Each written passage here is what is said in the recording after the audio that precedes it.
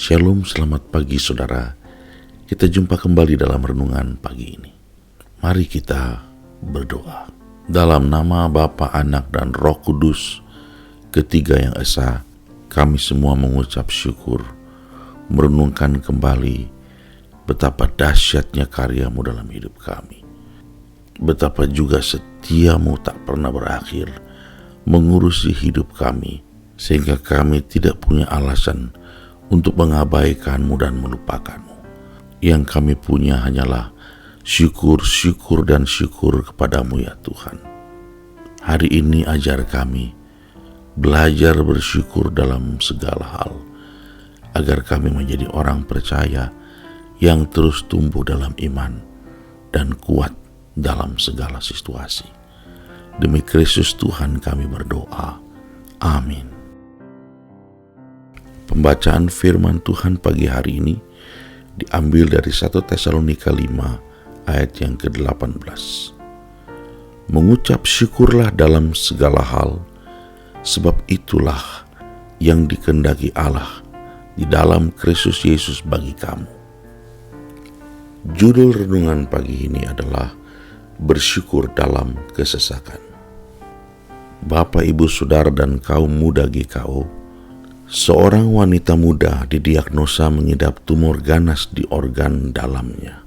Ia harus menjalani operasi pengangkatan tumor dan ternyata sukses.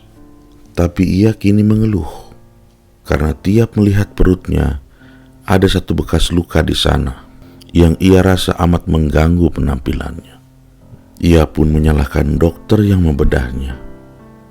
Saudara, mungkin kita geleng kepala melihatnya, sebab menurut kita mestinya ia bersyukur karena operasi itu sudah membuatnya lolos dari maut. Tetapi ia justru mengeluhkan bekas lukanya. Saudara, bersyukur itu sebenarnya soal pilihan. Ini tentang memilih mana yang lebih kita perhatikan. Apakah pada hal-hal yang hilang, ataukah pada hal yang masih ada dalam hidup kita? Apakah pada hal yang masih kurang, atau pada hal yang sudah kita dapat? Apakah pada hal baik, ataukah pada hal yang tidak enak? Kenyataannya, kedua hal di atas pasti selalu ada dalam setiap perjalanan hidup kita. Bahkan ketika situasi secara umum mungkin terasa sangat tidak nyaman, sulit dan berat, kita tetap punya loh pilihan ini. Ketika kita terus mengeluh karena seharusnya kita mendapatkan A, tapi yang kita terima justru B, maka yang tersisa hanya rasa sakit hati dan kepahitan. Namun, ketika kita mau belajar melihat situasi yang meski berat, tetapi toh masih ada hal-hal yang dapat kita syukuri, maka cara pandang yang demikian mencerminkan iman yang tetap bersyukur dalam segala kesesakan. Iman yang tidak memberi ruang bagi persungutan, namun sanggup menahan segala sesuatu dengan tetap mempercayai Kristus. Adakah saudara berada dalam situasi yang rumit dan sulit?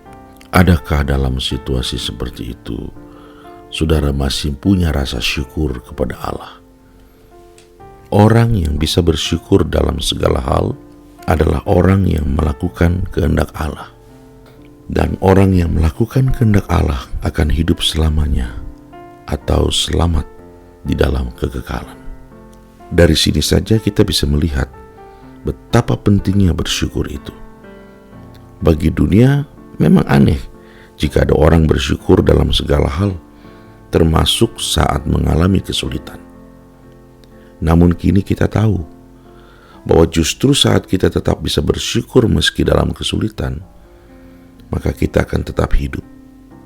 Tentu bukan masalah itu yang kita syukuri, tapi kita bersyukur karena meski masalah ada, kita masih punya kesempatan untuk mencari solusinya.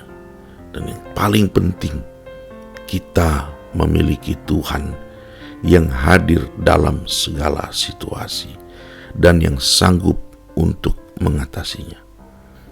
Belajarlah peka, melihat di balik setiap kesulitan selalu ada situasi yang dapat kita pakai untuk bersyukur kepada Tuhan. Ingatlah saudara, orang percaya yang dewasa berpikir bersyukur itu bukan soal situasi. Bersyukur itu adalah sebuah pilihan dalam situasi yang paling berat sekalipun. Amin. Kami bersyukur Tuhan untuk firman Tuhan pagi ini. Ajar kami Bapa untuk memiliki rasa syukur amfibi, rasa syukur yang kami dapat naikkan kapan saja, di mana saja, dalam situasi apa saja. Sertai dan berkati kegiatan kami sepanjang hari ini. Itu doa dan permohonan kami. Di dalam nama Tuhan Yesus kami berdoa. Amin. Saudara sekalian, selamat beraktivitas. Tuhan Yesus memberkati.